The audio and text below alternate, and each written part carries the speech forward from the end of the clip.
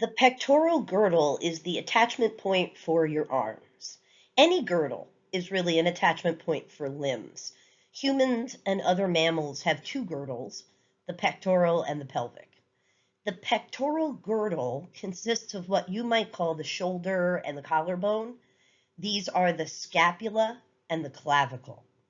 Take a look at this picture here on the left of an anterior view and look at how the humerus fits into the scapula or the shoulder blade in what you might call a ball and socket joint. The clavicle or the collarbone stabilizes the shoulder blade or the scapula with an attachment to your sternum or breastbone. Touch your collarbone, follow it over to the midline of your neck, and feel the attachment to the sternum. You can also feel your jugular notch of the sternum, which is right at the center of the sternum. The socket into which the humerus fits is called the glenoid cavity or the glenoid fossa. Now, take a look at this picture on the right of a posterior view. You can see how the scapula or the shoulder blade sits on the back of your rib cage. What's funny is that many people get a scapula, not a skeleton, but just the bone itself, and they incorrectly think that this big long border here by the vertebra is along the lateral side. It's not.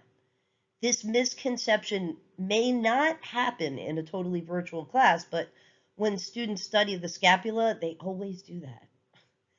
When you approach a scapula, you have to orient it lateral and medial. You know that this glenoid cavity is the socket and should face laterally. This picture up here on the top is a view from the scapula from the lateral position. So you can see the glenoid cavity. It's a small little socket. That's why it dislocates so easily. Let's start by looking at the scapula from a posterior view. One important structure on the posterior side of the scapula is the spine of the scapula. This structure is going to be used as a landmark to define other structures. So it's important to realize that the spine is in the posterior side of the scapula. So we have a right scapula here.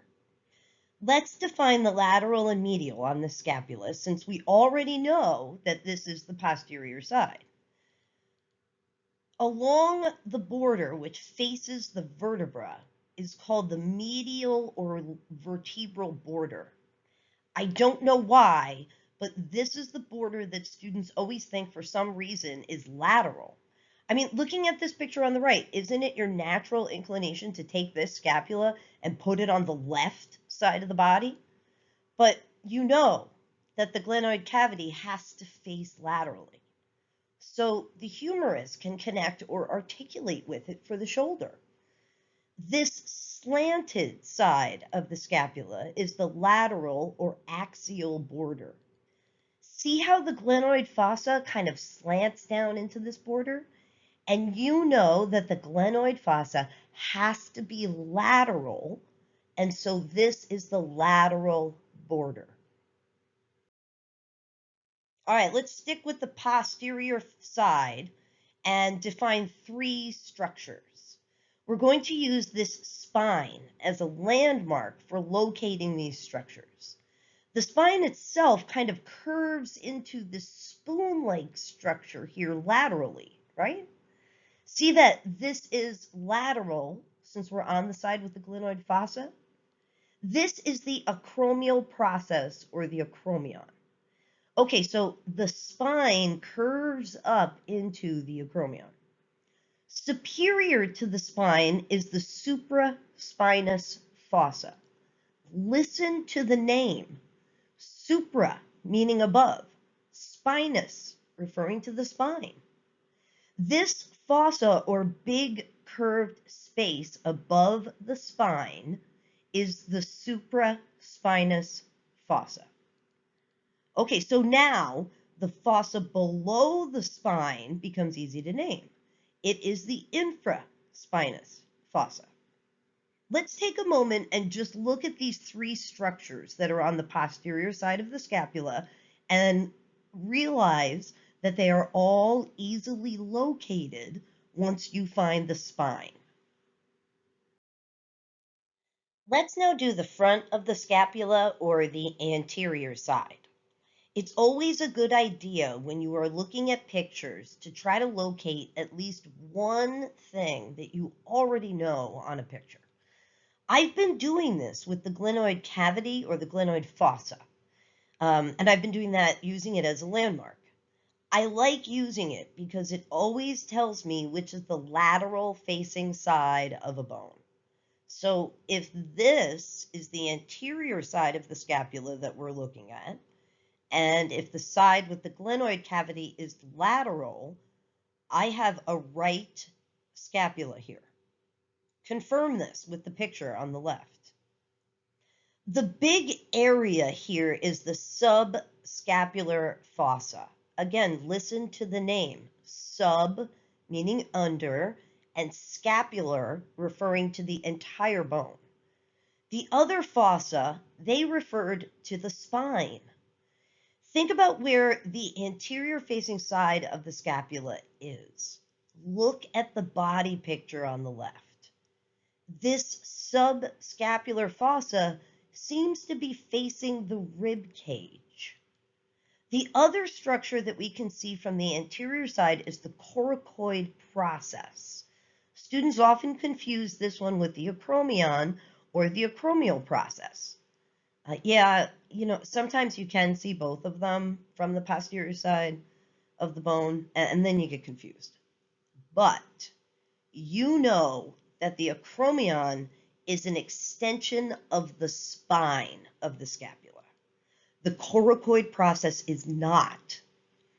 All right, so this is the scapula, 4 fossa, 2 processes, 2 borders, and a spine. Now that we've looked at the shoulder, we can start to understand why it dislocates so easily and in what direction dislocations commonly occur. Look at the glenoid cavity. It's really shallow compared to the ball and socket that the hip forms with the femur. It's the process of the spine, the acromion, the clavicle, and all the ligaments that really stabilize the shoulder. This is why you have so much mobility of your arm. Take your arm and rotate it in a circle as wide as you can. Now you feel like an idiot, don't you? No, I'm sorry. Now try to do that with your hip. You can't. So the shoulder has all of this mobility, but the mobility comes at a price in that the shoulder is much easier to dislocate than the hip. In fact, the shoulder will frequently dislocate in the anterior and inferior direction. The acromion prevents it from going to the posterior direction, and the clavicle prevents it from going to the superior direction. Once a shoulder is dislocated, like this arm here on the x-ray on the right, the solution is to it's to pull on the arm in an anterior and lateral direction. This will release the bones and allow the humerus to situate itself back into the glenoid cavity once again. That sounds like such a good solution, but you should really knock your patient out before you do it.